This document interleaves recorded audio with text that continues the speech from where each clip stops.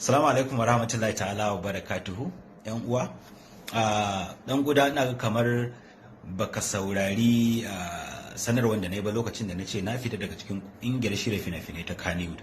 Na yi sanarwa na ce na fita kusan wata 8 yanzu kenan ko wata 10, wanda na faɗi cewa duk wani abu da za a bai wa Kannywood na kuɗi ko na taimako ko na wani abu kada ba da mazango ba na bukata in dai daga Kannywood aka ba, tunda ni ba dan cikin ta bane. Haka zalika duk wani abu da dan Kannywood zai yi, mace ko namiji, na batanci ko na wani abu, kada a kira sunan Adamu Zango a ciki, saboda ni ba dan cikin kungiyar bane. Duk yan kungiya na suna karkashin kamfani na ne, ni kuma independent filmmaker ne. Da haka ina kokarin ja hankali ko kuma in ja kunnen duk wanda yake karkashin kamfani na wajen aikata wani abin da zai iya jawo min zagi. Da haka dan Allah a kiyaye, ni ba dan Kannywood bane, na ƙara jaddadawa. Kada a rika saka